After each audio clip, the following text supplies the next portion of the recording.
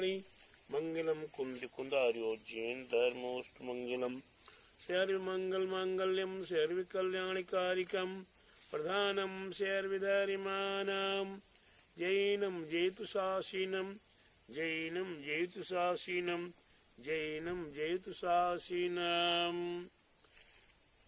पुरहि समय जिन धर्म की जय, विश्व धर्म की जय, श्री मानव धर्म की जय, श्री महावीर भगवान की जय। तीसरे नेमीगिरी नेमीनगर के मूल श्री 1008 आदिनाथ भगवान की जय। द्वादशांग जीन वाणी माता की जय। आचार्य गुरु 108 परम तपस्वी वंचरी परम तिशी 37 शिरोमणि नेमी सागर जी महाराज की जय। आचार्य श्री 108 दया सागर जी महाराज की जय। भव्य आत्माओं, जैसा कि आप क्रम से सुन रहे थे कि हम संसारी प्राणी अपने नाम के पीछे या दाम के पीछे निरंतर दौड़ रहे हैं। ऐसी अवस्था में हमें मंत्र की आवश्यकता हुआ करती है, यंत्र की आवश्यकता हुआ करती है, तंत्र की आवश्यकता हुआ करती है। ऐसी अवस्था में हम अपने जीवन में एक छोटी सी बात विचार करते हैं। क्या विचार करते हैं कि हमने अपने जीवन में ऋण संसारी व्यक्तियों का तो लिया ही लिया, और आज के समय में हम देख रहे हैं, जान रहे हैं, समझ रहे हैं और वास्तव में अनुभव भी कर रहे हैं कि हम धर्म का ऋण ले रहे हैं। धर्म का ऋण कैसे? हमने किसी मंदिर से कोई ऋण नहीं लिया, कोई कर्ज नहीं लिया। प्यारे बंधुओं, बिल्कुल सही है आपका कहना, लेकिन आपने अपने नाम बढ़ाई के लिए, आपने अपनी इस कीर्ति के लिए, आप अपने सम्मान के लिए, आपने अपनी प्रतिष्ठा बढ़ाने के लिए लाखों लाखों करोड़ों करोड़ों की बोलियां ले ली, और बोली लेने पर उसके उपरांत उसकी राशि अदा करना। जब आप बोली बोलते हैं उस समय पर आपको पता नहीं चलता कि हमने कितने की बोली बोल ली। कहीं 1 लाख, कहीं 2 लाख, कहीं 10 लाख, कहीं 50 लाख। अरे हम करोड़ों करोड़ की बोली बोल लेते हैं, और जब देने का समय आता है तो पैर तले जमीन खिसकने लगती है, दिमाग खिसकने लगता है, दिल दिमाग के फिर जाता है। तो प्यारे बंधुओं, मैं आपको अपने होश हवास की बात कर रहा हूँ। मैं अपने होश हवास की बात कर रहा हूँ।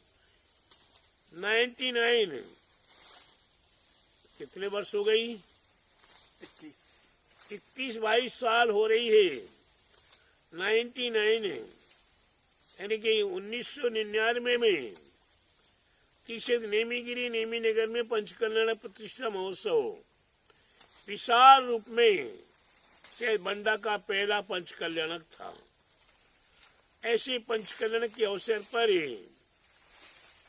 अनेकों भव्य आत्माओं ने अनेकों बोलियां ली थी, और बोली लेने के उपरांत चाहे वो महेंद्र बने हो, चाहे शोधन बने हो, और चाहे और भी कोई बोली लेकर अपने पात्र बने हो या पंचकल्याणक में सहभागी बने हो, उनमें से सैकड़ों व्यक्ति ऐसे हैं जिन्होंने आज तक एक नया पैसा अदा नहीं किया। एक भी नया पैसा नेमीगिरी में उनने अपना नहीं दिया। प्यारे बंधुओं, ये कर्ज कहाँ चुकेगा? ये कर्ज कहाँ चुकेगा? कहाँ मुक्ति रमा रमणी को प्राप्त करने देगा? कहाँ आपको निर्वाण की प्राप्ति करने देगा? अब बिल्कुल खुलेआम निर्माल द्रव्य खाने का प्रयास कर रहे हैं। कई व्यक्ति देखते हैं अध्यक्ष मंत्री पद लेने के लिए लाखों रुपये खर्च कर बैठते हैं, मंदिर के अध्यक्ष बनना है, मंत्री के मंत्री बनना, मंदिर के कोषाध्यक्ष बनना है, क्षेत्रों के मंत्री आदि बनना है। लट्ठा मारी हो जाती है, पुलिस केस हो जाते हैं। प्यारे बंधु, किस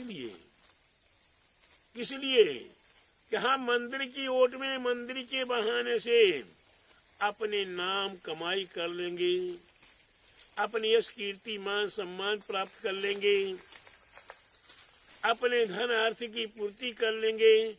तो प्यारे बंधु, उससे कल्याण होने वाला नहीं है।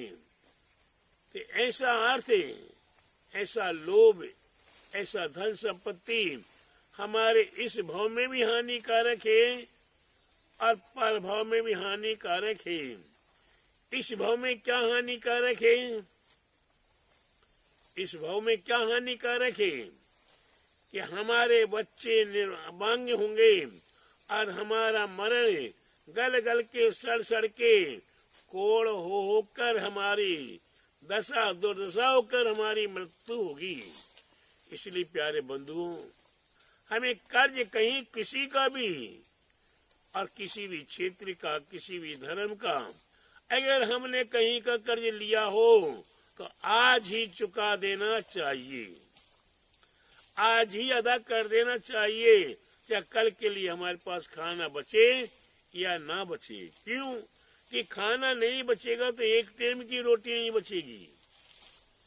हम फिर कमा लेंगे, लेकिन हमारे पर ऋण रहेगा तो वह दिन दूना रात चौगुना वृद्धि को प्राप्त हो रहा है, फिर चुकाना असंभव हो जाता है। ऐसी अवस्था में हम अपने जीवन में कुछ सहारा लेते हैं। किसका सहारा लेते हैं? मंत्र शास्त्र का सहारा लेते हैं।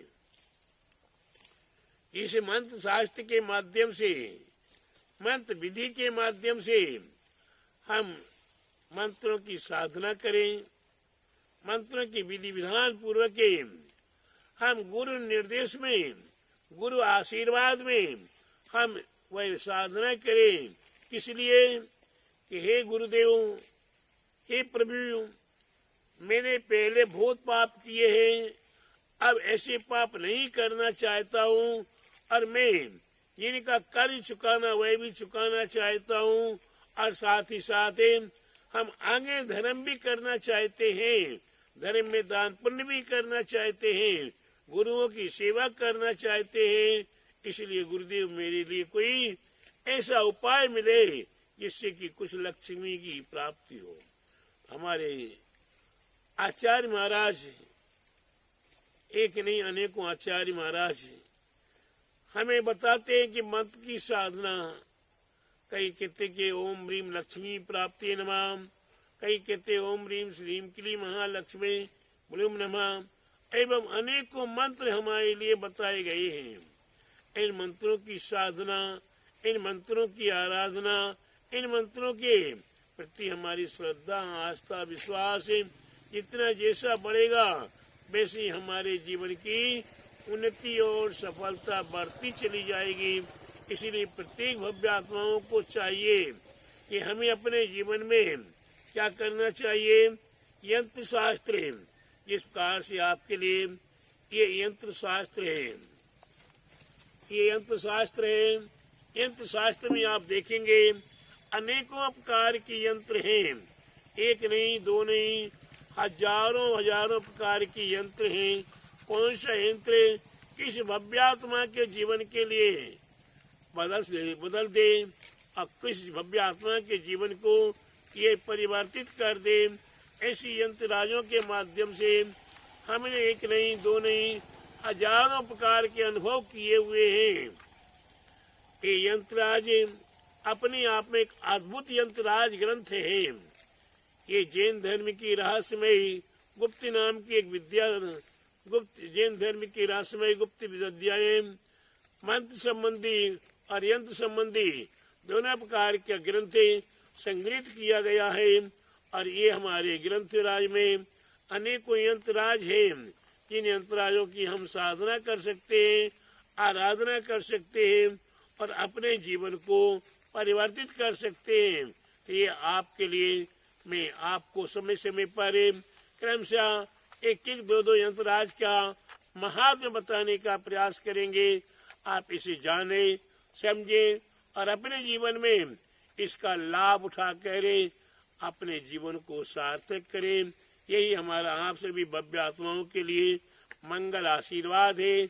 आप संक्षिप्त रूप में इसकी आराधना जानने के लिए समझने के लिए मंत्र शास्त्र के गुरुजनों से अवश्य परामर्श करें। कौन से यंत्रराज, कौन सा मंत्रराज किस तिथि में, किस वार में, किस नक्षत्र में और किस पर्व के समय पर कौन सा मंत्र नवरात्रि के समय में काम आता है साधना करने के लिए, कौन सा मंत्र धनतेरस के दिन साधना करने के लिए काम में आता है, कौन सा मंत्र दीपावली के दिन साधना करने के लिए आता, कौन सा मंत्र आपके पुष्य नक्षत्र में, कौन से मंत्र चंद्र ग्रहण या सूर्य ग्रहण में, ऐसी अनेकों प्रकार के समय में अनेकों प्रकार की यंत्रों का एवं मंत्रों का और तंत्रराज का, ये यंत्रराज, मंत्रराज और तंत्रराज मैंने आज नहीं, कल नहीं, मैंने 1 साल 2 साल 5 साल से नहीं, मेरे लिए याद है कि 93 से या 92 से ये यंत्रराज मंत्रराज का मैंने अभ्यास अपने गुरुवर आचार्य श्री 108 नेमी सागर जी महाराज, ये 5 वर्ष के जल के त्यागी रहे हैं, ये स्वतंत्रता सेनानी, गृहस्थ अवस्था में स्वतंत्रता सेनानी हुए, ऐसे गुरुवर आचार्य श्री 108 नेमी सागर जी महाराज ने हमें ये कलाएं दी है। उनने अपनी कला के माध्यम से हमें आगे बढ़ाने का प्रयास किया था। मैं अपने गुरु आचार्य श्री 108 नेमी सागर जी महाराज के लिए कोटि कोटि वंदन करते हैं, नमन करते हैं, नमोस्तु करते हैं और उनकी बताई हुई कला आज आपके सामने प्रस्तुत है। आप उसे आप समझिए, जानिए और अपने जीवन को आप भी सार्थक करें, अपने जीवन को मंगलमय करें, अपने जीवन को आनंदित करें। आप धन धान्य समृद्धि से भरपूर रहे, आपके जीवन में वही धर्म कार्य हो, वही जिस प्रकार से भगवान बाहुबली की मूर्ति चामुंडराय ने बनाई, उसी प्रकार से यहाँ तीर्थराज तीक्षित नेमीगिरी नेमीनगर में अनेकों भव्य आत्माओं ने अपने तन मन धन अर्पण करके समर्पण करके आज नेमीगिरी को कहाँ तक कितना विशाल, जहाँ की आज 5 पंच कल्याण के और कैसे यहाँ 30 माता पिता, 30 स्वधर्मेंद्र, 30 प्रत्येक पात्र बने और 31 रथ एक साथ में चले। तो प्यारे बंधु विचार करो, जब एक रथ चलता है तो कितनी धर्म की प्रभावना, और जब 31 रथ चलेंगे तो कितनी धर्म की प्रभावना होती है। ऐसी जिन धर्म की प्रभावना तीक्षित नेमीगिरी नेमीनगर में निराबाद आज भी कोरोना स्थिति में अभिषेक पूजा निर्वाण कल्याण का आदि ये संपूर्ण कार्य संपन्न हो रहे हैं। ऐसे कार्यों में आप सभी का तन मन धन अर्पण है, इसीलिए संपूर्ण कार्य संपन्न हो रहे हैं। आप सभी भव्य आत्माएं इसी प्रकार से अपने जीवन को सार्थक करने के लिए यंत्रराज पर श्रद्धा करें, मंत्रराज पर श्रद्धा करें और तंत्रराज पर श्रद्धा करें। बोले महावीर भगवान की जय, बोले द्वादशांग जीन वाणी माता की जय, बोले आचार्य गुरुवर 108 नेमी सागर जी महाराज की जय, आचार्य श्री 108 दया सागर जी महाराज की जय।